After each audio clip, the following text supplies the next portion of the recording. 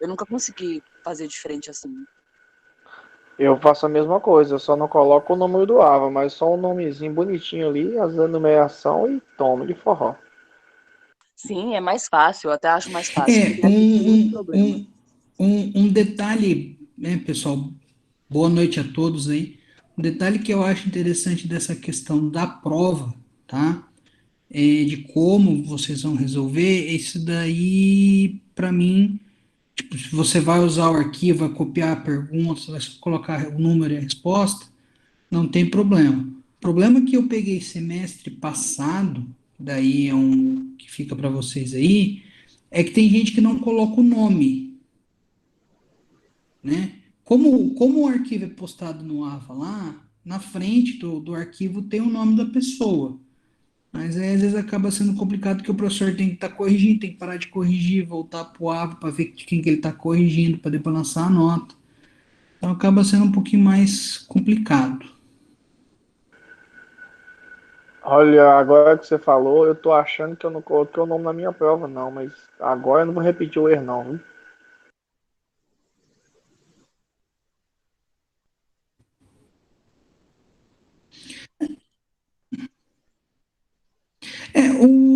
Eu acredito que esse número do AVA seja mais ou menos o RH de vocês, né? O... Obrigado, Pamela. Eu imaginava que era. O...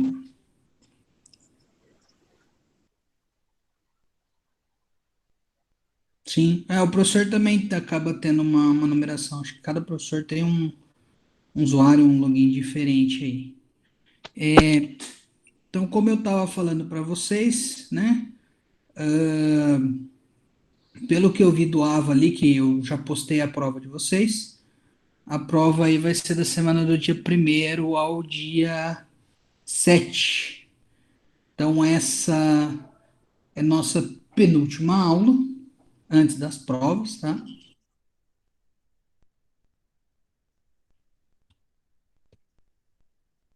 Aí,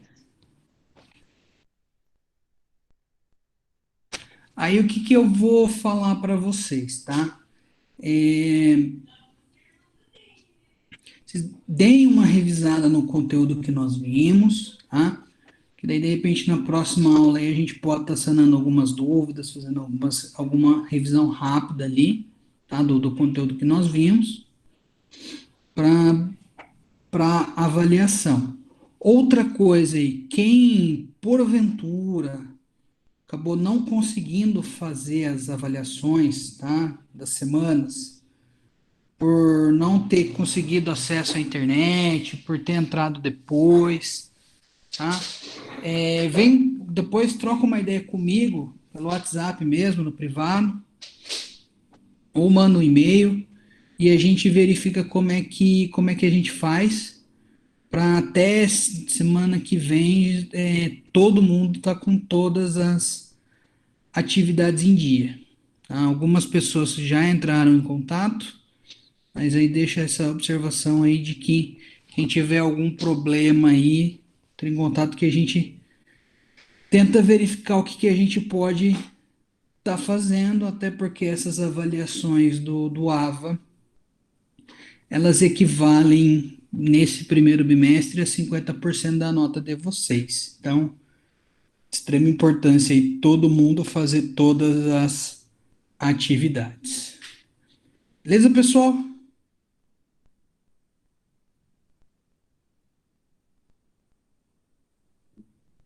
Ok, professor. Beleza. É, bom, tá? Eu postei no grupo, no grupo do WhatsApp do grupo de pesquisa, né, nossa reunião de amanhã. Alguém aí que não tiver no grupo do WhatsApp, que acho que alguém comentou comigo semana passada, vem falar comigo que a gente dá um jeito aí, tá? De pôr no grupo, ou pelo menos da reunião.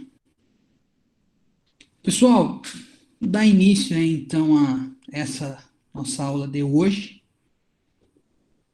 No tocante à aula passada, separação de poderes, alguma dúvida? Alguém quer fazer algum comentário, algum questionamento? Eu só acho, professor, que deveria ter uma forma mais aprimorada de estabelecer os salários justamente do legislativo, principalmente, porque eles mesmos fazem os seus próprios salários, aí é complicado, né? Aí é muito complicado de ter uma auditoria nisso e reverter essa situação. Que nem lá, teve um país da Europa, não sei se foi Itália, né? Acho que foi Itália, que reduziu a quantidade de representantes no Congresso e no Senado, né? Então, eu no Brasil tinha que fazer sei lá, né, como é que diz, popular, para baixar isso também no Brasil, porque a despesa nacional não tem sido equivalente aos benefícios. O Essa salário questão. é o subsídio, né, professor? O subsídio Isso, do caso do alto escalão e vai abaixando, né? i- exato. Quando você fala da questão remuneratória, eles têm que observar o teto do Supremo, né? Só que eles acabam, meio que por eles terem privilégio de fazer as legislações, eles acabam fazendo outros privilégios. Sim. Uma, uma vez eu li um artigo, um texto, alguma coisa, que eu achei bem interessante, que somando todos os gastos, eu acho que era da Espanha, o que a Espanha pagava por ano para todos os seus parlamentares é o que o Brasil pagava, é o que o Brasil pagava para um. Então, né? Então tem que ser revisto isso. É uma questão interessante aí, né? E é uma, entre aspas, briga, né? Se você for pegar pelo texto constitucional, isso nós vamos ver depois, quando nós entrarmos no próximo bimestre, que daí é democracia, né, os instrumentos de democracia e tudo mais, nós vamos verificar que hoje, pelo porte de Maringá, Maringá teria que ter mais vereadores, tá? Pela quantidade de número de habitantes. Tem um cálculo lá que se faz, tá? Depois a gente vai ver isso com detalhes, fiquem tranquilos. Só que, sim, realmente precisa desse número de vereadores a mais? Eu tenho minhas dúvidas se o número que nós temos em Maringá hoje de 15 já não é muito. Então, tem uma série de questões aí, professor, tem que ser revistas, principalmente na esfera federal, que eu penso, e na esfera estadual, porque é muito representante, é muita despesa pública, você entende? E foi congelado o salário da base, mas eles mesmos, do alto escalão, eles gastam 100 vezes mais e quase que sem limites. Então, é uma coisa assim, incabível na realidade do Brasil. Boa noite. Né? Então, a realidade do Brasil não comporta esse tipo de gasto mais. Então, foi feito um referendo público lá nesse país, eu não lembro se é Itália Se eu não mesmo. me engano, foi Itália. Foi Itália. Então, baixou de 900 para 600 os representantes. Então, pensa, um terço de economia é muita coisa. Se você for analisar proporcionalmente, né? Eu concordo com você que nós teríamos que rever os números, né? Só que a Itália acaba sendo o tamanho o quê? Do estado do Paraná.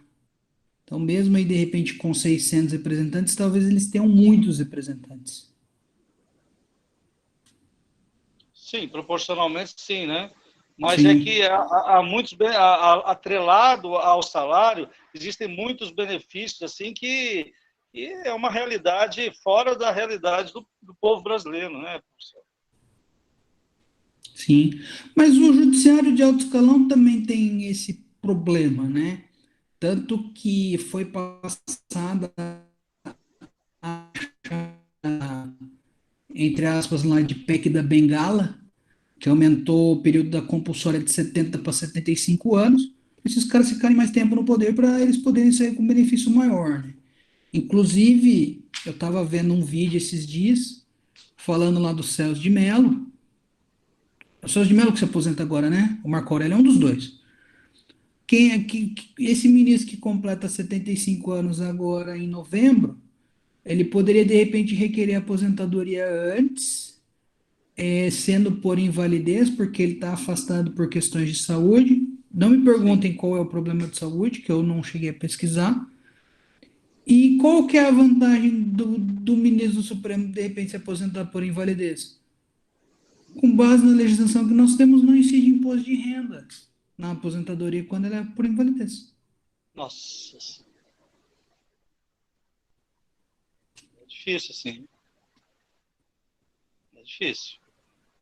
Por isso, professor, eu sempre coloquei assim, eu vou ser bem objetivo, que os responsáveis para mudar esse país são as classes organizadas. Não adianta falar, o povo muda, o povo vai votar diferente. O povo vai votar diferente coisa nenhuma. Está cada vez mais sendo manipulado. Seja pela mídia, seja pelo próprio poder que está querendo entrar, ou que está querendo sair. O que pode fazer algum efeito são as classes organizadas. Né? Então, eu creio que se não for esse caminho, nós não vamos conseguir mudar o país. Não estou falando de sindicato, não.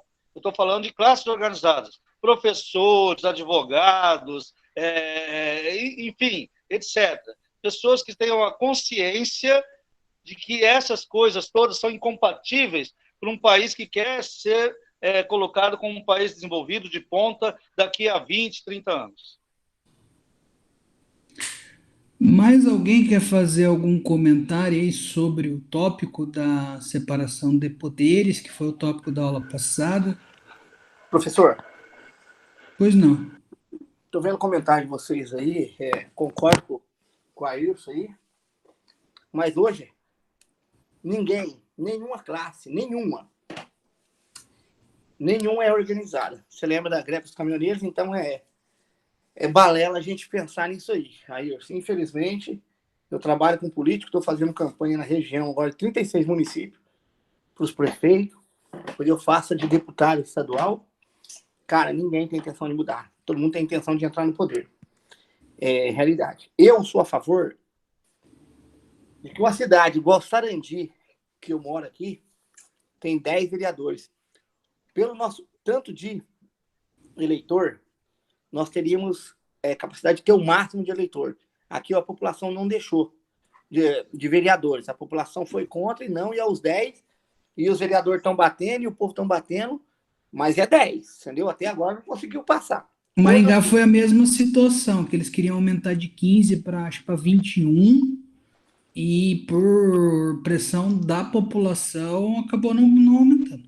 Salário de vereador. O povo tinha que ir lá para a Câmara fazer pressão, igual eu vi em outras cidades, e tal. Mas o povo não vai. Então, infelizmente, porrava entre as pernas e aceitar. Igual vocês colocar R$100 um pedágio. Ninguém vai querer se organizar para ir lá e resolver. Eu sou a favor de uma cidade até 10 mil habitantes, Ayrton, não ter vereador. Mas eu faço política, eu fui em Ivatuba. Ivatuba tem vai dar 2.050 eleitores. Sabe quantos vereadores tem? 9. Sabe por quê? Então, salário do prefeito, vereador. Aí tem secretário, cargo, numa cidade de 2 mil habitantes, de 2.050 votos. Aí fiz campanha em Doutor Camargo. Diz que vai dar 5 mil eleitores. Mas aí metade não vai votar, eles estão contando com 3.500 votos. 10 vereadores, assessores, cargos, isso e aquilo e tal, e secretários, tá bom? Resumindo, aí fui para São Jorge, mesma coisa. Voltei para Paysandu, tudo no mesmo dia, mesma coisa. O que eu te falo?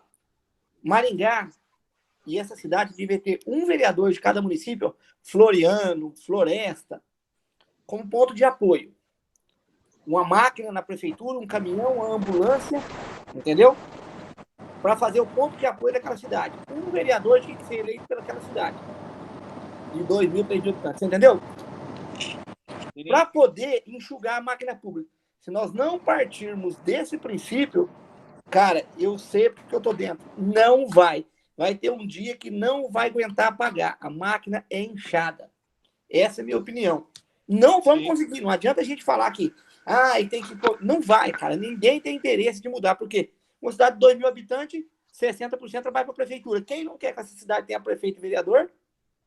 Você conseguiu entender aí? Ou corta a cidade com 10 mil habitantes de uma vez e fala não vai ter, ou vai viver essa máquina sempre inchando cada vez mais. Ô, Adilson, olha, Então, eu acho sabe a Secretaria de Educação? Secretaria de Educação, cara, você entra lá para falar com a secretária, você tem 6 assessoras para você passar antes para poder chegar nela. Então, Máquina não há... pública inchada. Máquina pública inchada. Não, mas eu acho que um vereador aí não tem a democracia, né? O certo, então, é juntar com outra cidade vizinha. Eu não disse ter um vereador, você não entendeu. Vou explicar direito. Pode ter 10 vereadores naquela cidade, pode concorrer 20. E acho que é o mais fácil a fazer. Pode concorrer 20, Porque 30. um vereador, no caso, imagina um vereador de cada cidade. Então, pode correr 30, 40, quem quiser. Mas a prefeitura só consegue eleger um. Por quê? É democracia. Você foi eleito pelo voto do povo. Ganhou quem pode mais, igual o presidente. Entendeu? Vai ter um ali por quê? Para ele poder fazer. A população consegue cobrar. Quando é 2, vocês fazem uma rachadinha. Acabou. Ó, você finge que você me xinga, eu finge que... Mas acho que quando é um, é mais fácil de você comprar. Entendi nada. Mas quando é um só, eu acho que é mais fácil de ser comprado, no caso. Não, não é, cara. Você não entendeu. A Ô, população professor, vai votar e eleger ele. A população vai exigir dele. Como que você vai comprar ele? Porque ele vai ter que eleger de novo. Entendeu? Agora, é mais fácil quando tem 2, 3 dentro de uma Câmara. Que os caras... Se você comprar um, você tá comprando... Se você fazer um acordo lá dentro com um, você vai ter que fazer com os 9, porque aquele dinheiro vai ser rachado em 9 para poder aprovar o projeto. Cara, Ah, tá dentro para entender. entendi. ô professor, Pois não, Celso. segue a aula aí, moço. Ele pediu uma opinião, eu só tô dando. Se não é para dar, beleza, vou desligar o microfone. Não. Estou perguntando se alguém tem algo a falar sobre a aula da semana passada. Que nós acabamos a aula, de repente tenha ficado alguma coisa aí a ser debatida, o pessoal Eu tá acho que sendo... nós estamos debatendo, né, professor, justamente o legislativo, como é que funciona no Brasil, se ele é realmente válido ou inválido. Eu acho que a aula ela tem que criar essa situação de crítica construtiva. Por quê? Porque se a gente só ficar vendo a matéria sem trazer para a realidade, então perde sentido. Porque eu, quando me formar, eu vou inferir nessas coisas. Eu quero saber por que não muda essas coisas, legalmente falando. Eu vou correr atrás, combater isso. É incabível que esse pessoal fique se aproveitando do povo em nome de uma democracia. Eu entrei no seu deixa, por isso que eu vi você comentando com ele, eu estava resolvendo uma coisa no fundo, e eu entrei no deixa da pergunta. Agora, se eles querem, vamos calar e vamos deixar eu seguir a aula aí. Não, gente, eu Professor. concordo com vocês. Ó, Professor. por exemplo, eu pego, por exemplo, a cidade onde eu vim, ela tem 5 mil habitantes. Lá tem 15 vereadores. É praticamente um vereador para cada bairro que tem na cidade. Nem tem pessoa de bairro daí. É justo com a população? A renda per capita da cidade nada, suporta? moço. Vocês sabem do Jardim Alvorada, né? Peraí, Ayrson. Alguém chamou 2 vezes já aí. Professor, eu assisti a sua aula na semana passada, né? Eu não participei da live, mas assisti a aula falando da separação dos poderes. O nosso país ele é um país assim ainda muito recente, se comparado a muitos países da Europa, né? Nós só temos tecnicamente aí 500 anos de idade, então muita coisa realmente a gente tem que ter esperança para mudar. Por exemplo, Londres, França, né? Tiveram que ter uma grande revolução para poder ser o que de fato são hoje, né? Foi mencionado numa das aulas. Pois não. A gente até Pois pode entrar nesse aspecto, mas é algo tanto quanto impreciso, porque se você for falar de Itália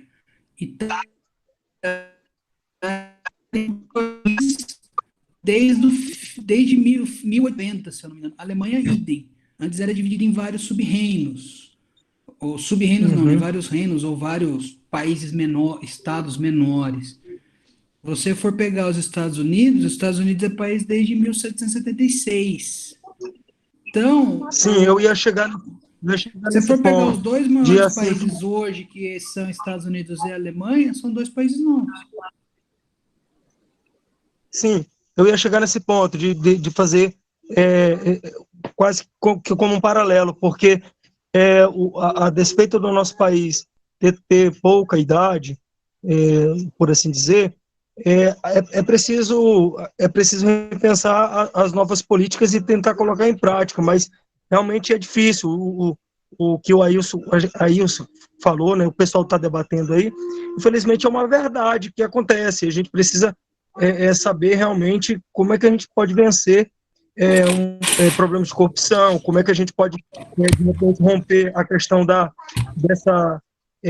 desse confronto entre os três poderes, né, dessa instabilidade que a gente está vendo. Eu até fiz uma pergunta para o senhor em aulas anteriores, qual era a sua visão sobre a questão dos três poderes, e a gente realmente está vendo que não há, nesse governo atual, um diálogo assim, é só briga, é só enfrentamento. Então, acho que eu ia colocar mais ou menos esse posicionamento aí.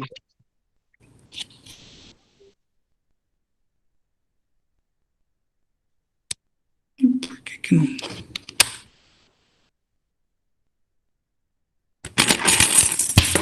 Ô, professor, Pois não. imagina, vamos colocar uma cidadezinha que nem Ivatuba ali, Munhoz de Melo, se tirar a prefeitura da cidade que é a geradora de emprego, é a única geradora de emprego, ângulo, tá? A cidade vai acabar. Elas vão acabar, elas vão virar de novo sei lá, uma currutela, um aglomerado de gente, concorda aí? Então, se não acabar com isso, a máquina vai inchar. Então, eu acredito que agora quem não quer que acabe? Os políticos. Se o povo não se manifesta, a tendência é só piorar, eu acredito. É que nem aqui em Maringá, que o Jardim Alvorada porque queria uma época se tornar prefeitura. Você acha que cabe um negócio desse? Vai ter que ter toda a estrutura pública de uma prefeitura para um bairro de Maringá ainda. Quer dizer, o interesse não era o bem comum, o interesse era político. Então, ainda bem que a gente conseguiu evitar isso. Maringá é uma cidade que não precisa de uma independência de um bairro só porque ele tem comércio, só porque ele tem uma certa infraestrutura. É isso que nós temos que evitar, que comece a inchar mais, que nem o Adilson está falando, porque não é cabível que uma cidade de 2.000 habitantes tenha uma prefeitura com toda uma estrutura que quase todo o rendimento dela seja voltado para pagar essa estrutura. Então, tem que ser revisto isso. Eu falei de 2.000, mas Ângulo tem 1.000. E daí? Tem prefeito, Não, assim, vereador. se você for pegar, tá? Nós temos essa questão, até que nós estamos falando aí de municípios, né? Já saindo um pouco aí dessa questão de separação de poderes, e a gente já entra para o conteúdo de hoje, que daí fecha toda essa questão de Estado, que são as formas de Estado, tá? Mas falando essas questões de município, só para a gente encerrar, nós temos um problema muito sério que hoje, se você for pegar, Maringá acaba não tendo muito esse problema. Mas se você for pegar essas cidades menores que vocês estão mencionando, a própria população da cidade só trabalha no meio público. Ou às vezes acaba tendo uma empresa ali, né?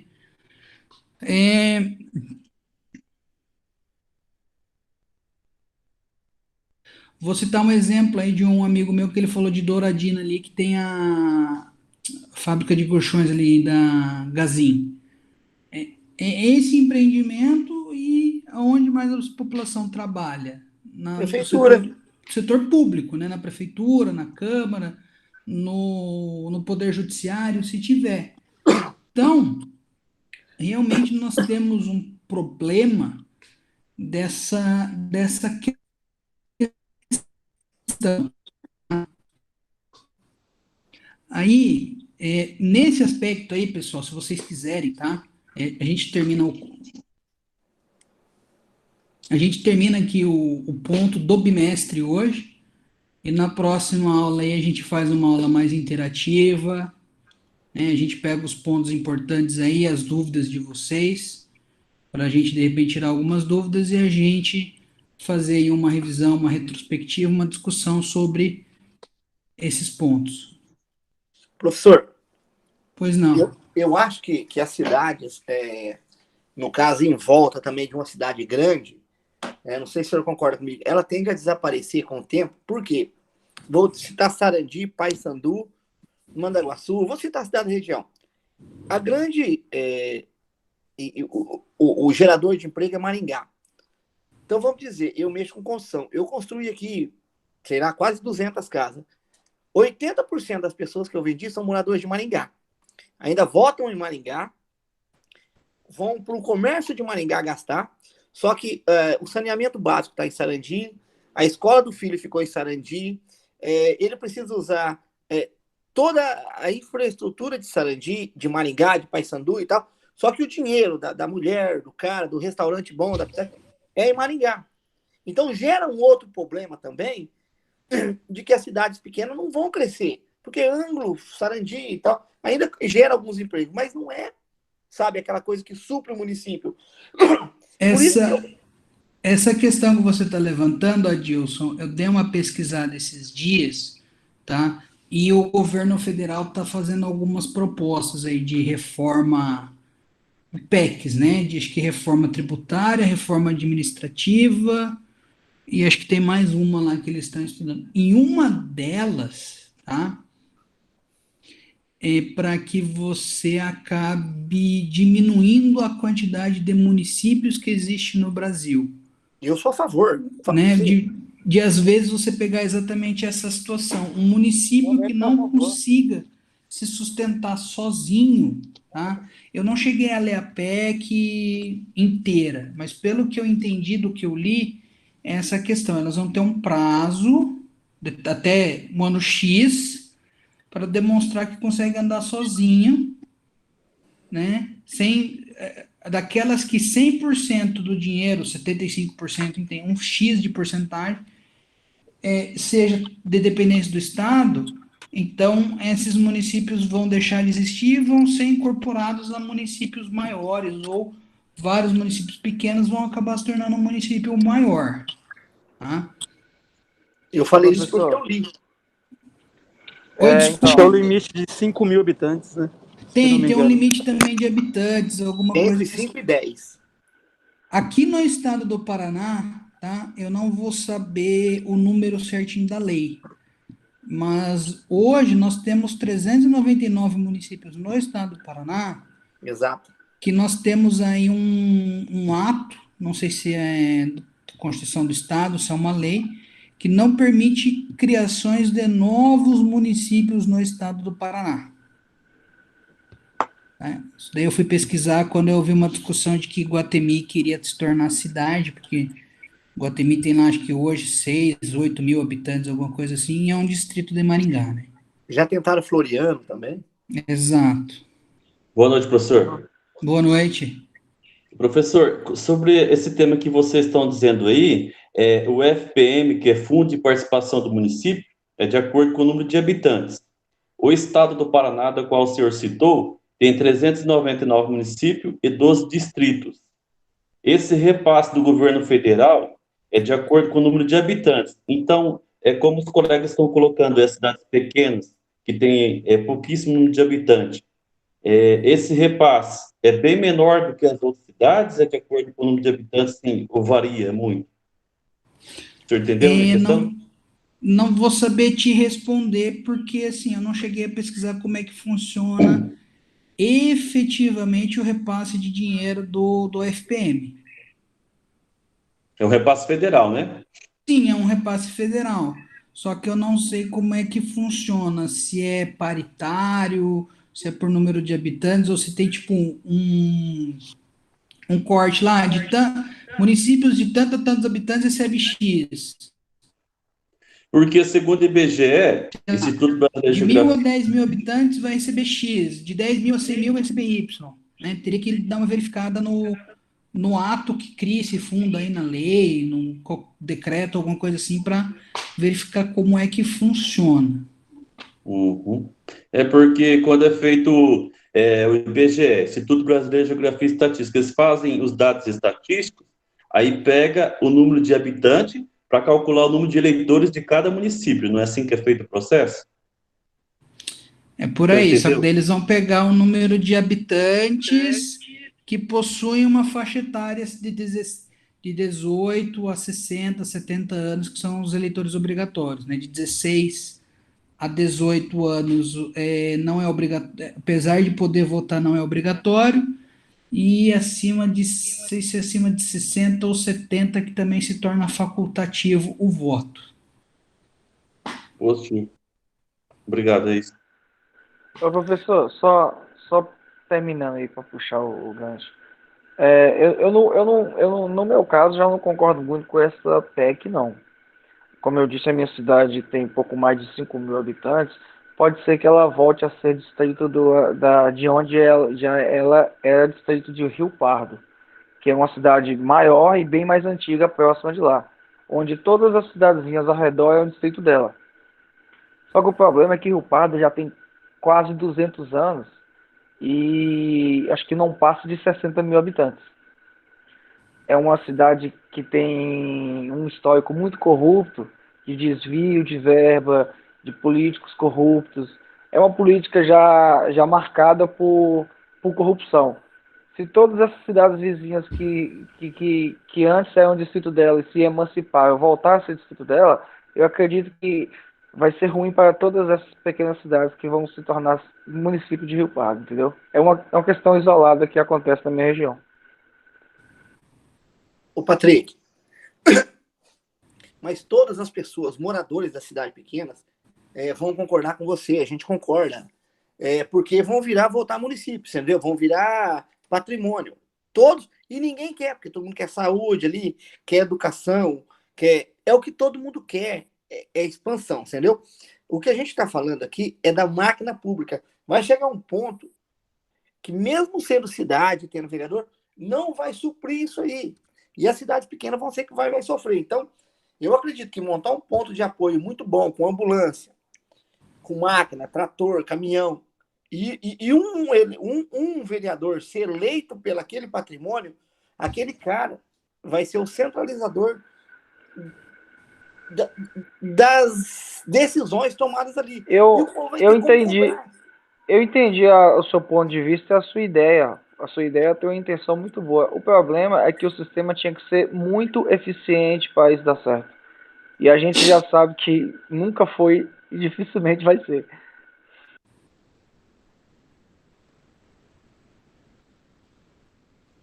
A preocupação do Patrick é válida. Se é uma realidade que ele está vivendo lá, é isso que deveria ser estudado antes, né? Teria que reavaliar todo o contexto. Isso aí é plausível entender que a preocupação dele é que não caia ainda mais num coronelismo contemporâneo, né? Onde famílias antigas e ficam no domínio pleno e a população fica à margem desse desenvolvimento. Então, tem que ser considerado, sim, o que o Patrick falou. Agora, de qualquer forma, tem que ter uma forma de ser feito um estudo completo disso, né? E eu vi até a descrição da Pamela lá, nós precisamos achar um caminho para rever isso. Eu sei que é difícil, eu sei que é histórico, eu sei que a corrupção no Brasil é uma coisa enraizada, mas, puxa vida, se os cidadãos de bem não portarem dos seus recursos, seja o conhecimento, seja a boa vontade, né, como a Adilson falou, o povo tem que ir lá, tem que lutar, né? Então, nós temos que achar um caminho, porque senão a gente desacredita e aí vai cair mais ainda na mão deles, né, desse pessoal corrupto, e aí vai haver mais exploração ainda. Então, é válido. Nós temos que fazer um estudo disso, né, primeiramente. Bom, pessoal, vamos... Sei que a discussão é boa, é interessante, né?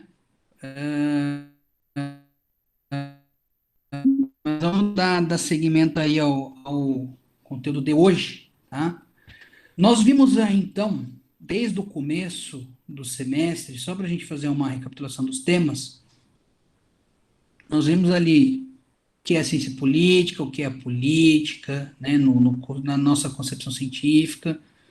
Nós vimos ali a questão de sociedade e Estado, e nós entramos dentro do conceito de Estado, nós vimos o conceito de Max Weber e o conceito jurídico, nós vimos os elementos, né, nós vimos aí o elemento populacional, humano, o elemento territorial, o elemento governo, daí nós vimos as formas de governo, em especial aí parlamentarismo e presidencialismo, além de termos visto lá a evolução das formas de governo de monarquia, república, e nós vimos aí nas duas últimas aulas o elemento do poder, que daí a gente viu uma estrutura, uma teoria primeiramente específica do poder, e na aula passada nós vimos aí a teoria do poder do Estado, que nós chegamos do poder absoluto ao poder separado, né, que é a teoria que nós temos hoje, que é a chamada separação de poderes, que, se a gente for parar para fazer uma leitura, talvez também seja aí uma teoria que, quando ela surgiu, foi boa, porém hoje talvez seria algo que a gente precisasse rever por todos esses problemas que nós levantamos na aula de hoje, tá? Por isso que alguém falou aí para seguir com a aula, nós estávamos seguindo com a aula, porque todas as aulas que nós tivemos até agora, inclusive esse debate que nós tivemos, ele faz parte da nossa disciplina. Até porque, assim, como nós vimos lá, como diz Aristóteles, o homem é um ser político, porque a gente precisa dessa discussão, a gente precisa trabalhar, né, porque a política nada mais é do que uma forma bem simplificada, a gestão da máquina pública, né? Nós temos nuances ali, como nós vimos nas aulas anteriores, no material de apoio, mas é a gestão da coisa pública, a gestão da polis, a gestão do Estado, da res pública, né? Não da república como uma forma de governo, mas sim do radical da palavra coisa pública, né? Então, partindo de todo esse pressuposto, esse debate também faz parte da nossa disciplina, do nosso conteúdo, que engrandece bastante, e até porque nós temos, pelo que eu percebo aqui, nós temos faixas etárias diferentes, nós temos ideologias, formas de pensar diferentes, tá? Então, principalmente quando a gente fala em questões de política, a gente precisa do debate, tá? Para a gente fechar, tá? Aí então nós vimos os elementos do Estado. Agora falta a gente ver então como é que esse Estado ele se organiza. Como ele se organiza como? Tá? A doutrina vai chamar de formas de Estado. Estado aqui, gente, como eu sempre coloco, tá? Até nós vamos ter um pouquinho de confusão aqui, principalmente hoje. Estado com E maiúsculo, tá? Referente ao país, tá? Então, nós vamos ter aí algumas possibilidades, que daí nós vamos ter o Estado unitário, as uniões de Estado e a figura que nós temos hoje, inclusive no Brasil, que é o Estado federal ou o Estado do Pacto Federativo, tá? Então, o primeiro desses elementos, dessas formas de Estado, é o Estado unitário. Da onde decorre o Estado unitário? Quando nós falamos de poder, de forma,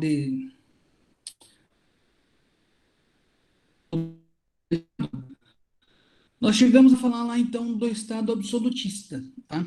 E esse Estado unitário, ele decorre também daquele Estado absolutista. Por quê? Porque ele vai fazer toda uma centralização, tá? Seja uma centralização política, ou seja, apenas um ordenamento jurídico para o Estado inteiro, seja uma centralização administrativa, só um corpo fazendo a administração, fazendo a execução das leis daquele país, daquele estado, tá?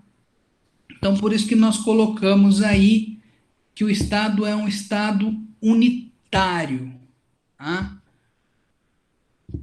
Nós não vamos ter, então, por exemplo, uma divisão como nós temos no Estado Federal, tá? De entes da federação, por exemplo. Não, é um Estado só, é um território só, é um povo só. Tá? Então, nós temos todas essas centralizações, seja ela política, da centralização do poder político, seja da questão de fazer as leis, seja do executar as leis. O administrativo, que nós vamos ter só um corpo administrativo.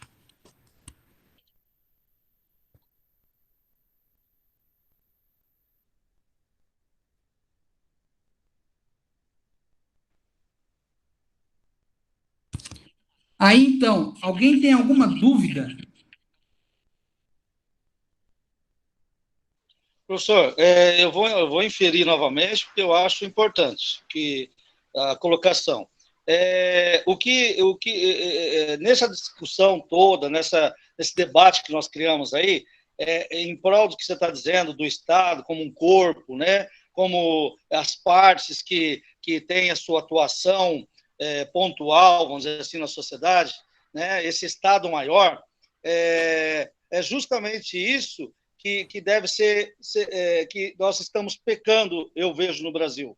Por quê? Porque, às vezes, todo mundo fica sentado no seu lugar e não vê a realidade de que cada parte desse corpo deve agir, né? Então, tenta-se fazer a ação à distância. Então, lá, o Senado, o Congresso, eles ficam lá naquele mundo deles, fora da realidade. Fora da realidade. Mas aí, Ayrson, é uma discussão válida. Só que qual que é o grande problema aqui dessa estrutura primeira de Estado que nós estamos verificando, tá? Sim. O Estado brasileiro hoje, ele não é um Estado unitário, tá? Ele é um Estado federativo. Qual é a principal diferença aqui, tá? Para a gente já entrar mais ou menos aí em um ponto. Tá? O Estado unitário, vou pegar um exemplo aqui, eu posso errar, tá? Mas vamos considerar que seja plausível o meu exemplo. Vamos levar em consideração que a Itália seja um Estado unitário. Não sei se é, mas no meu exemplo, nós vamos pegar aqui uma simulação que seja. Tá? Todo o Estado é um Estado só. Eu posso dividir ele em províncias que vão fazer uma administração local? Posso. Só que essa província, ela não vai ter um viés de uma parte separada. Ele vai ser uma parte do todo. Então, nós vamos ter aqui, tá, no Estado unitário, toda uma concentração do poder, que daí a gente pode, inclusive, falar depois em desconcentração e descentralização administrativa.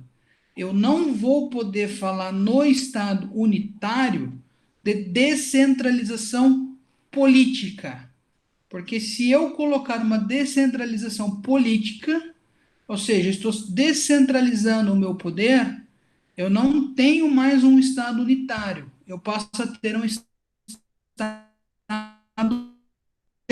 federação, ou um Estado federal, ou um pacto federativo, como é o Brasil, apesar do nosso pacto federativo ser um pacto federativo um pouco estranho.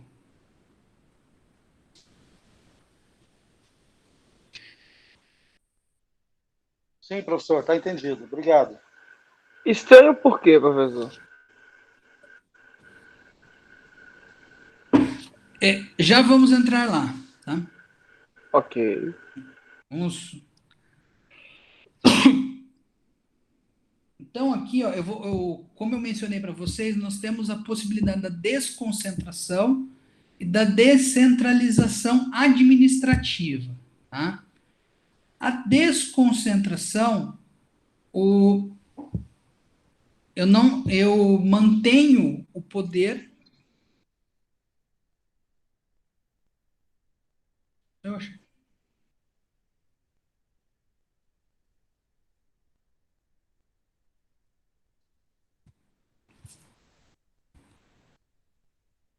Então, eu vou ter uma desconcentração quando eu tenho alguém com uma parcela de poder, porém ele tem um vínculo hierárquico, tá? Vamos pegar um exemplo aqui eu tenho um prefeito, tá? Ou eu tenho um presidente da República. O presidente da República, ele tem todo o poder concentrado nele, nesse estado unitário. Quando ele faz uma desconcentração, o que ele faz? Ele nomeia lá um ministro da Economia. Esse ministro da Economia, ele vai ter uma parcela fragmentada do poder não, né? Mas ele vai ter uma parcela fragmentada ali de fazer a análise específica da economia, porém, ele tem esse vínculo hierárquico para com o presidente e, via de regra, quem vai tomar a decisão final é o próprio presidente, não é o ministro. Não sei se vocês conseguiram entender essa questão da desconcentração. Mas então o Brasil é um Estado unitário, professor? Não, né? Não, o Brasil é um Estado federado, é um Estado federativo. Ok.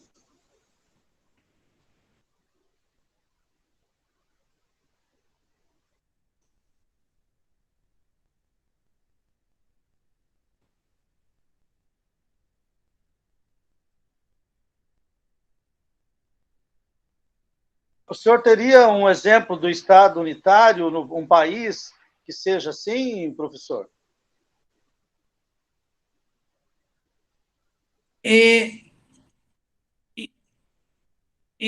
Eu não cheguei a pesquisar a fundo, Ayrson, mas pelo que eu vi, realmente parece que a Itália é um Estado unitário, tá? Ela vai ter ali, por exemplo, uma divisão em províncias, que vai ser uma descentralização administrativa, ou seja, eu vou descentralizar o poder criando as províncias, porém essas províncias elas vão ter o quê? Apenas o poder de administrar aquelas localidades, aquela determinada localidade, para que se torne mais fácil chegar a entender os interesses de um determinado local. Porque se eu pego tudo centralizado, qual é o maior problema de eu estar tudo centralizado? Que às vezes alguns problemas específicos, pontuais de determinados locais, um local exemplificativo, problemático que o Patrick nos trouxe, até chegar no presidente, isso pode demorar bastante. Então, eu faço uma descentralização administrativa em províncias que vão fazer ali o quê?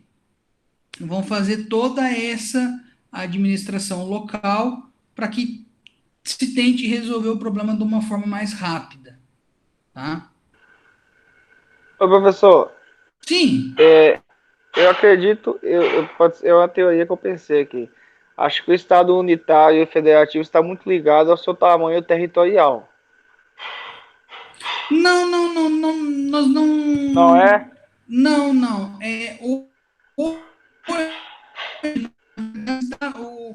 é que o Estado unitário, ele surgiu mais no começo das teorias de quando surgiu o Estado, né, que eu precisava unificar vários pequenos reinos, né, senhores feudais ali em cima de uma única coroa. Então, ali se surgia o Estado e a gente surgisse um Estado unitário. Não era um Estado dividido em estados, era um Estado só. Né? Que daí, entrando aí, tá? Dentro da concepção de união de estados, que daí o Estado federativo, o pacto federativo, é considerado uma união de estados. Por que é uma união de estados? Tá? Quando dois ou mais estados se unem, a gente considera uma união de estado. Tá? Essa união de estado pode ser uma união internacional, como os blocos econômicos que nós temos, tá? Ou uma união constitucional ou uma união nacional, vamos assim chamar, que daí a gente tem uma determinação constitucional, nós vamos ter um pacto federativo. Tá? Um detalhe interessante, tá? Do Estado unitário. Basta, tá, eu ter uma lei, vamos aí chamar lei maior, uma lei orgânica de todo o Estado, certo? Por sua vez, no Pacto Federativo, no Estado Federal, eu vou ter um documento mais complexo, eu tenho algo chamado Constituição. Tá? Então, eu pegando... Aí entra a pergunta que o colega fez do porquê, tá, que o Brasil, na minha concepção, é um pacto federativo estranho.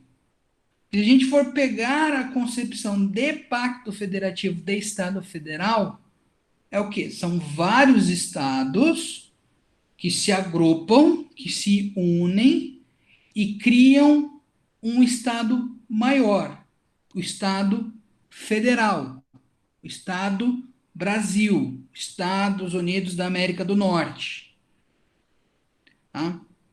Eles se agregam, eles passam parte de suas competências para o governo federal.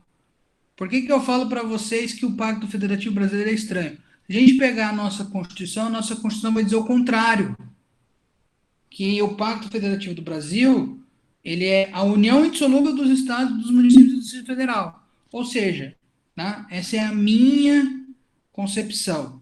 Então, nós temos um Estado federal que se divide nos Estados-membros. Tá? Eu até cheguei a ler uma vez uma doutrina, quando eu estava fazendo uma especialização, que o autor do texto falava em pacto federativo por agrupamento e pacto federativo por segregação. Desculpa, Ayrson, pode falar. É só com relação à antiga União das Repúblicas Socialistas Soviéticas, né? Seria um tipo de que Estado essa união, que depois foi dissolvida, né? Certo? Em vários países, mas era uma união, como se fosse uma única nação, né? A União das Repúblicas Socialistas Soviéticas, que enfrentou a Segunda Guerra e tudo mais, né? Sim. Então se você for fazer essa análise, tá? Vamos fazer uma análise aqui, de que eram vários países, vários Estados-membros, que acabaram criando um Estado maior. E a representatividade desse Estado, URSS, falado pelos Estados-membros, nós podemos dizer que nós temos uma federação. Tá? Agora, se eu tenho ali um agrupamento de estados, onde esses estados se juntam, porém, eles não possuem esse ente em comum, tá? Eu vou colocar ente para dizer, por exemplo, nós temos aí Rio Grande do Sul, Santa Catarina, os Estados-membros se unem para que a gente tenha o Estado brasileiro. Se a gente for levar em consideração que a União das Repúblicas Socialistas Soviéticas podia ser representada a nível internacional como um ente só, a gente pode entrar na concepção de que era uma federação. Se, por outro lado, apesar de ter essa representação em guerra, tá? Mas eu posso falar de Estados-membros sendo considerados como Estados a nível internacional, ali, sei lá, a Bielorrússia, a Ucrânia, esses países trabalhando como país a nível internacional, aí a gente pode falar que era uma confederação. A confederação ela acaba não criando, entre aspas, esse Estado maior federativo. E, inclusive, a confederação é mais fácil de ser dividida, de ter uma seção, do que uma federação. Se a gente pegar a nossa Constituição da República, por exemplo, nós vamos ver lá que eu não posso criar uma emenda constitucional que mude o Pacto Federativo. Tá? Chamada de cláusula, uma das cláusulas pétreas é o Pacto Federativo. Então, assim, é muito mais difícil eu separar um Estado de um Estado mesmo, de um Estado federal, do que de um Estado confederado. Aí nós podemos falar em que a Revolução Gaúcha, que acabou não dando certo, né? Revolução Farroupilha. Sim. E nesse aspecto, tá? Dentro da federação, nós vamos ter aí então o quê? A autonomia desses Estados-membros. Então, se nós pegarmos a Constituição ela vai nos colocar lá todas as competências do Estado federal. Compete privativamente à União fazer isso. Porém, vai chegar um ponto que a Constituição vai falar, compete aos Estados-membros. Compete aos Estados e ao Distrito Federal. Isso e aquilo. Tá? Lá nos artigos 22, 23, 24, 25, vai ter lá as competências, tanto administrativas quanto legislativas, exclusivas da União, ou aqueles que chamam de concorrentes, que é o que os estados podem fazer. Tá? E daí o artigo 30 vai ter lá as competências do município. Dentro dessa questão, o Estado-membro ele possui sua autonomia. Né? Se nós formos entrar dentro dessa questão de autonomia, nós vamos ter um problema muito sério. Eu até estava conversando com um amigo meu para a gente tentar descobrir como é que se resolve o problema do ICMS. Que o Estado do Paraná tem uma legislação, o Estado de São Paulo tem outra, o Estado do Rio de Janeiro tem outra.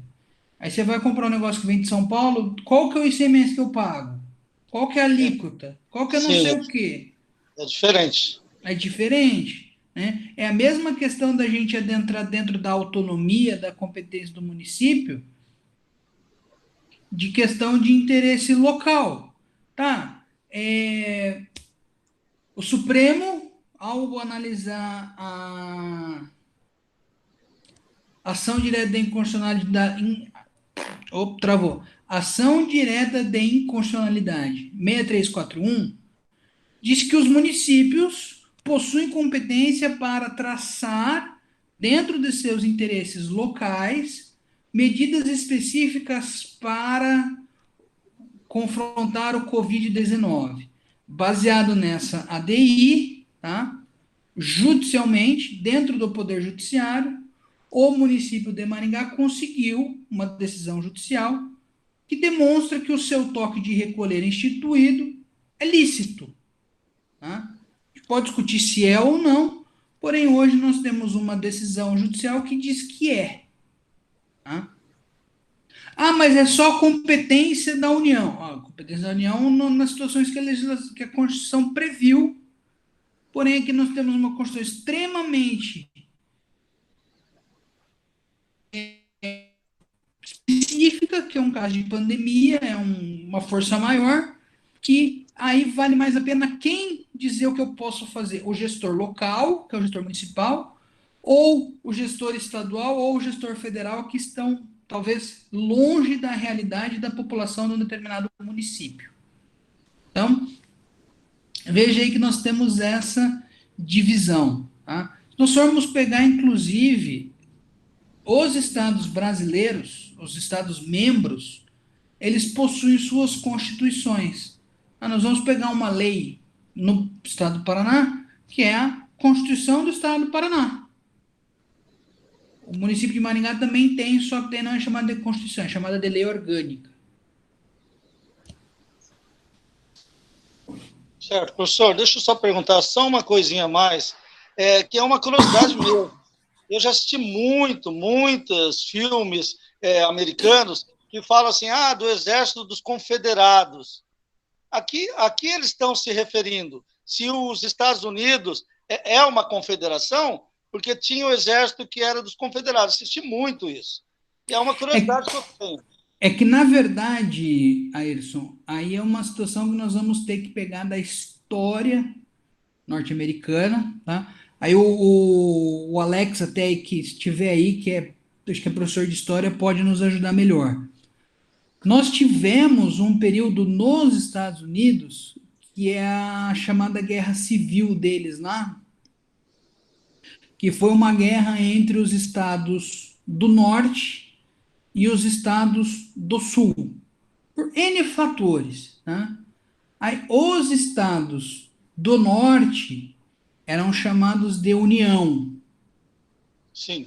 Poderia até colocar ali, de repente, então, que era uma federação, talvez. Estou colocando entre aspas aqui. Os estados do sul eram intitulados de Estados Confederados. Tá? Então, nós podemos levar em consideração o quê? Que, na época, até alguns acho que chamam de guerra de secessão. Como a União acabou vencendo a guerra, todo o Estado dos Estados Unidos é um membro só. Se, de porventura, essa guerra tivesse sido vencida pelos Estados do Sul, talvez nós poderíamos ter lá a União, seriam os Estados do Norte, e os Estados Confederados, que seriam, aí em vez de ter México, Estados Unidos e Canadá na América do Norte, nós poderíamos ter 4 estados, 4 países. Entendi, professor. Muito obrigado. É isso mesmo. Obrigado. Nada.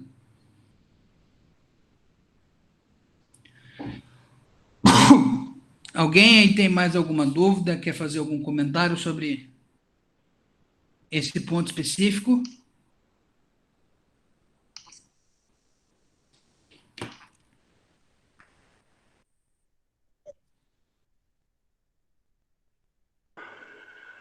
Ô, professor, eu tenho uma dúvida rapidinho. Em relação à Grã-Bretanha, que tem a união aí de Inglaterra, os Países Baixos lá, é o que aquilo ali? A Grã-Bretanha, eles têm uma união de Estado um pouco diferente lá, porque eles são chamados de Reino Unido, né? Reinos Unidos, como queira. São unidos por uma mesma coroa, né? Eles acabam se enquadrando como uma união de estados. Tem um nome específico para a união de estados deles lá, mas de cabeça eu não vou lembrar. Mesmo sendo os 3 países, né? Irlanda, são 4, Escócia, né? Não, Irlanda, Escócia, Irlanda, Escócia, País de Gales também. País de Gales e Londres, né? Não, e Inglaterra. Se você for Levar no pé dividir, da letra é só 3. na verdade acabam sendo 5, né? Que tem Inglaterra, Escócia, País de Gales, Irlanda do Norte e Irlanda do Sul, né? Mas País de Gales ali, o professor, pode-se considerar a mesma Inglaterra, sabe? Como o senhor falou em 4, entende-se que País de Gales é a própria Inglaterra ali. muda uma prefeitura, alguma coisa assim. Esses dias eu estava olhando sobre isso aí, eu fiquei assim, é bem complexo esse negócio, eu fiquei bem em dúvida ainda. Não, eles possuem um regramento próprio diferenciado, tá? No material aí do Paulo Bonavides, quando ele fala das uniões de Estado, ele vai nos colocar essa questão aí da Inglaterra, mas de cabeça eu não vou lembrar o nome, porque é um termo em inglês, tá?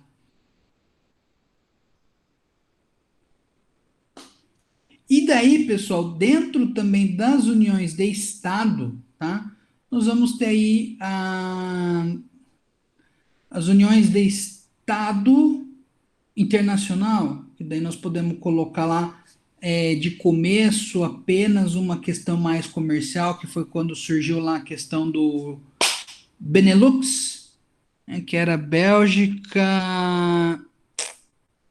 Luxemburgo e Holanda, se eu não me engano, que eles acabaram se unindo mais por uma questão comercial e depois acabou se tornando todo o mercado comum europeu, né? Que é o que nós temos hoje lá como União Europeia, que inclusive a Inglaterra saiu da União Europeia, né? É uma união internacional aí de estados, né? Assim como uma união internacional, se eu não me engano, eles estavam discutindo para ter uma constituição da União Europeia, mas me parece que isso daí, infelizmente, eles não conseguiram, tá? Que daí, para você falar em uniões internacionais, você tem alguns passos, né? É o livre trânsito de pessoas, o livre trânsito de mercadorias, uma moeda comum e uma constituição comum, se eu não me engano, acho que é o quarto passo. E daí, você tendo uma constituição comum, eles poderiam talvez até ter um tribunal comum, vamos assim dizer, um legislativo comum, que acaba sendo um pouco complexo, né? Porque você vai ter uma estrutura muito grande, né? De países. Apesar que territorialmente falando, a Europa, se você tirar a Rússia, é menor que o Brasil, né?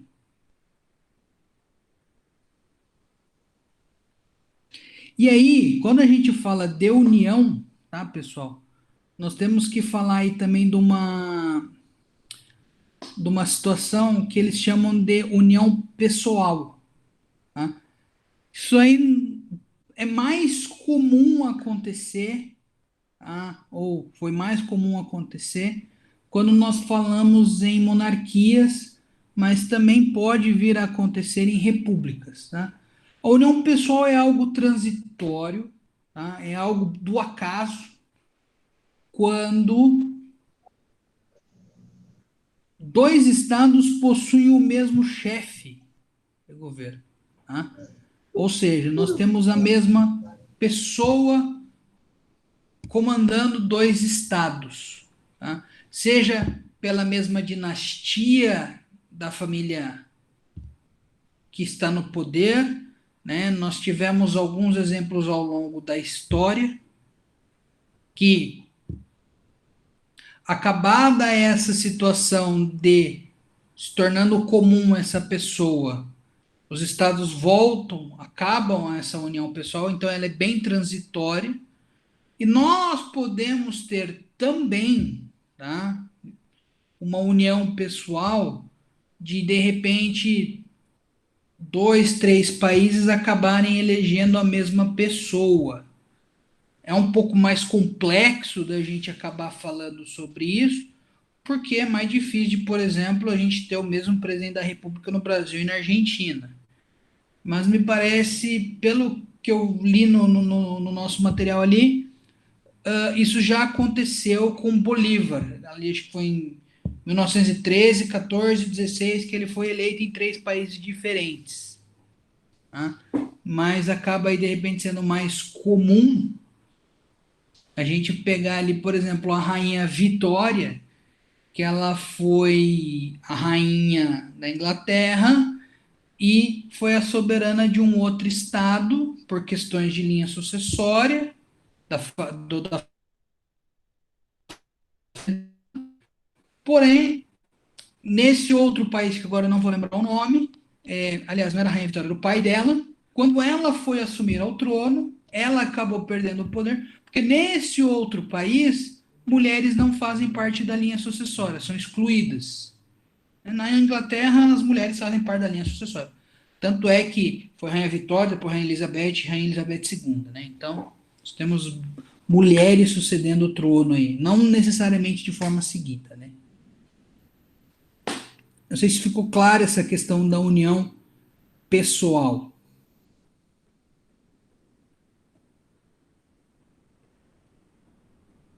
Tá? Vejam que são todas uniões, tanto a União Federativa, quanto a Confederada, quanto essa união pessoal, são uniões igualitárias, né? Nós temos dois estados que se unem, mas eles acabam mantendo o seu poder, né?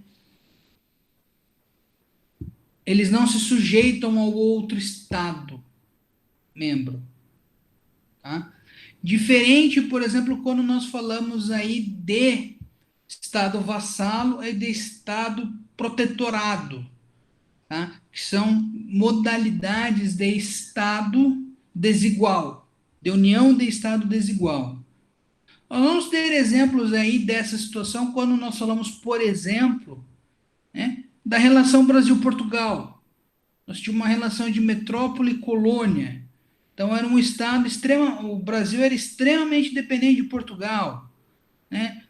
Nós temos exemplos aí de que a Índia se tornou independente da coroa britânica, acho que recentemente, uma região da China lá, Hong Kong, se eu não me engano, também, né, da questão do imperialismo e do colonialismo que nós tivemos, seja dos países ibéricos, né, Espanha e Portugal, seja dos países da Inglaterra, França, enfim, né? Nós temos aí toda uma dependência, toda uma sujeição de um Estado ao outro, né? Quando nós falamos de protetorado, também nós podemos ter o que eles chamam de semi-protetorado, que aí foi o que os Estados Unidos acabou fazendo em alguns estados da América Latina, quando ele levava as tropas dele, né, ali para Honduras, para os países do Caribe, ali para proteger interesses dele, Estados Unidos, e desses países também, né? Eles diziam ele, pelo menos.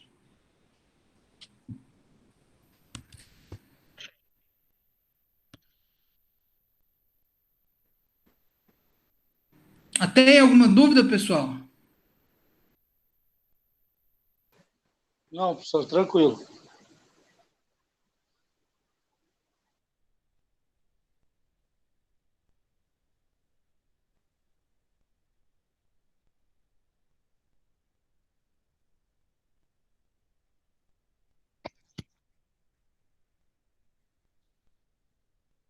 E daí também, tá, dentro desses protetorados, então nós tivemos aí os protetorados coloniais, tivemos aí os protetorados americanos, né, os semi-protetorados, e nós temos o que aí é chamado de protetorado internacional, que é quando, apesar de os países serem iguais, um Estado acaba sendo protegido pelo outro, né?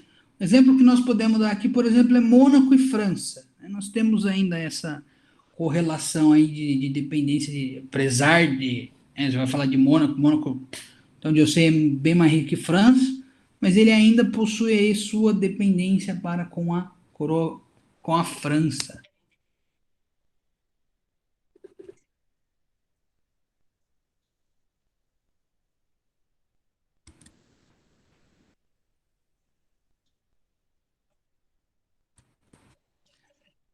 Certo, pessoal? A nossa aula de hoje aí teve um debate no começo, né? Aí a gente já acabou trabalhando de uma forma mais didática, mais rapidinha aí as formas de Estado, até porque nós já havíamos visto praticamente tudo, né? A gente só precisava fazer divisão entre Estado unitário, Estado federal e essas uniões de Estado, tá? Sejam as uniões iguais ou as desiguais, sejam as nacionais ou internacionais, tá? Dentro dessa questão aí, alguém tem alguma dúvida, alguém tem algum comentário, alguém quer fazer algum questionamento? Então pode-se reduzir que Estado federal, Estado unitário, um resumo bem breve, professor, bem breve. Como que ele ficaria? O Estado federal, o Estado unitário, ou você quer uma diferença dos dois? Uma diferença dos dois, assim, bem básica, só para a gente partir de um princípio. A grande diferença aí, talvez, tá? Seja na questão da descentralização. E nós vamos ter aí uma descentralização administrativa no Estado unitário e uma descentralização política no Estado federado. O Estado, por mais que eu crie uma província, por exemplo, no exemplo que eu dei na Itália, essa província ela não vai ter um poder político. Talvez ela não tenha ali um poder de decisão, não tenha o poder de fazer uma lei.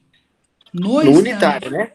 Isso, não tem. No Estado federado, o Estado membro, ele possui a sua autonomia, ele pode fazer leis, ele tem o seu poder de decisão e ele ainda tem a sua representatividade na tomada de decisões.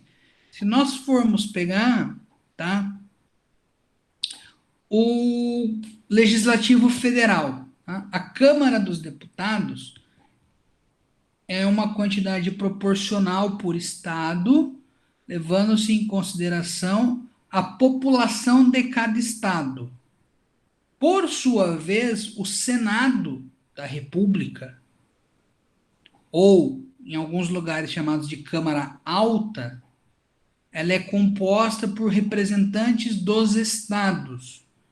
Então, o Senado, ele possui uma igualdade de representantes dos estados. Eu vou ter 3 senadores por estado. Seja o estado de São Paulo, que é o maior estado e possui a maior quantidade do PIB, seja, sei lá, o Acre, que é um estado bem menor e sei lá quantos por cento do PIB tenha. E também nós vamos ter aí que o Estado Federal, ele possui uma Constituição, um documento rígido, que para eu mudar demanda muito tempo, demanda emenda, né? Eu tenho que ter 3/5, 2 vezes em cada casa. No Estado unitário, eu posso ter, vamos chamar de uma lei orgânica, que pode vir a ser mais fácil de ser alterada. Então, o Estado extremamente, vamos dizer assim, dividido, fatiado, como é o Brasil, ele é um Estado federal. Tipo assim, onde geralmente o comando é do Estado, é administrado por políticos. E o Estado tem suas próprias críticas, cada Estado tem suas próprias federações, mais ou menos. Não, cada Estado membro, né? Que nós temos que sempre levar em consideração que todo país é um Estado.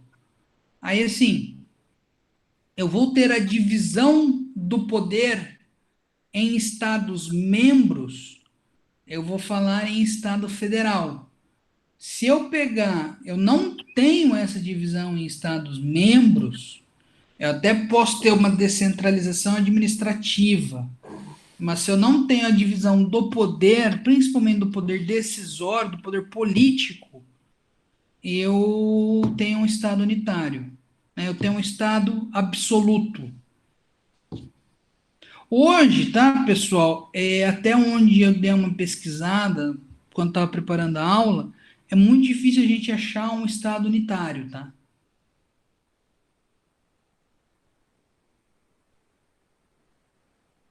Até porque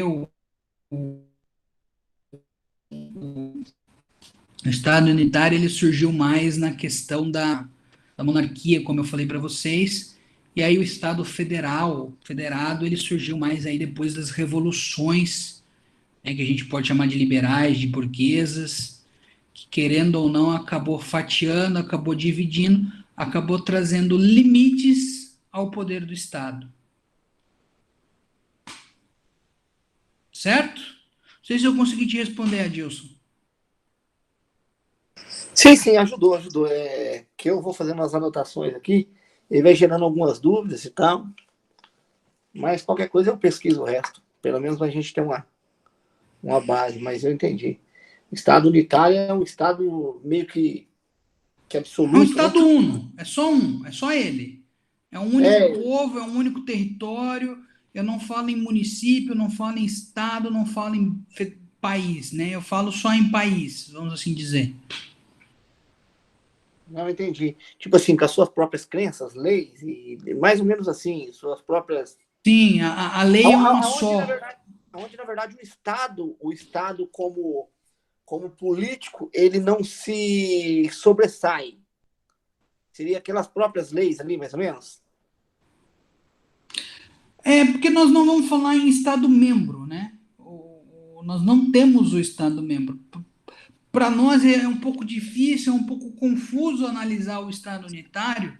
Exatamente. Porque o Brasil ele é um Estado federal, né? Ele sempre foi, desde que nós temos aí a análise da República, nós sempre fomos um Estado, mesmo que não fosse escrito, mas nós tínhamos aí algumas divisões, né? Qual do período lá da República do Café com Leite, Estado de Minas, etc. Então, né, São Paulo e Minas. Então, nós temos algumas situações aí. Nós não tivemos tanta questão de um Estado unitário, né? Talvez a gente possa falar que o Brasil foi um Estado unitário quando respeitava uma coroa, né?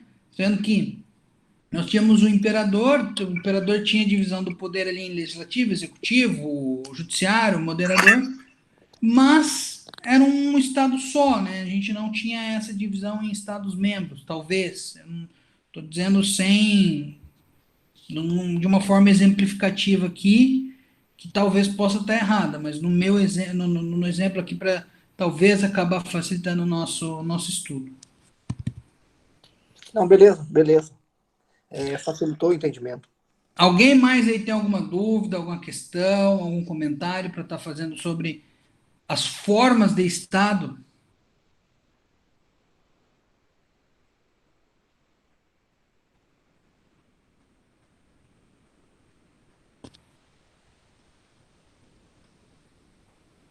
Bom, pessoal, então, eu espero que vocês tenham aprendido alguma coisa com o professor nessas 8 semanas que nós tivemos até aqui, tá? O debate, principalmente das últimas aulas, foi bem interessante, tá?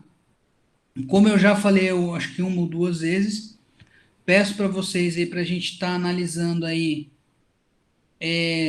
tópicos da matéria que principalmente vocês tenham mais dúvidas, para que daí na próxima aula a gente faça uma revisão, um bate-papo, uma discussão dos pontos mais importantes aí. Queria agradecer a presença de todos que ficaram até agora, tá? Desejo aí a todos uma boa noite e por hoje era isso que eu queria estar trabalhando com vocês.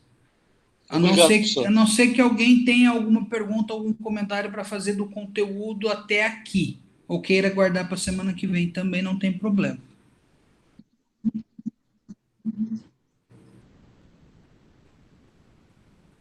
Professor, Pois não. a ciência política, da qual é a nossa matéria, defina a ciência política para mim.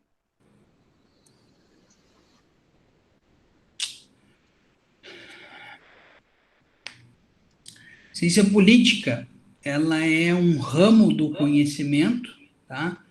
Que a gente pode entrar dentro de um viés aí, se ela é ou não uma ciência propriamente dita, que ela acaba não tendo um estudo das ciências exatas ou das ciências biológicas, né? Que são os ramos do conhecimento que são ciência pura e propriamente dito, mas é um ramo do conhecimento que estuda o fenômeno político, estuda a política. Aí vai ter todos os nuances, né? De que forma, de que prisma, como que nós vamos analisar, qual que é a forma correta ou não, mas uma forma introdutória, inicial. Nós temos aí a ciência política, então, como esse ramo do conhecimento que faz o estudo da política, do fenômeno político, que em uma última análise é um estudo do Estado, é um estudo do poder. Tá? Porque o termo político vem de polis. Polis são as cidades-estados da Grécia, de Aristóteles, de Sócrates, de Platão, que eles falavam da administração dessa polis, dessa coisa pública, que acaba sendo intrínseco, como nós vimos aí no decorrer das aulas, ao poder.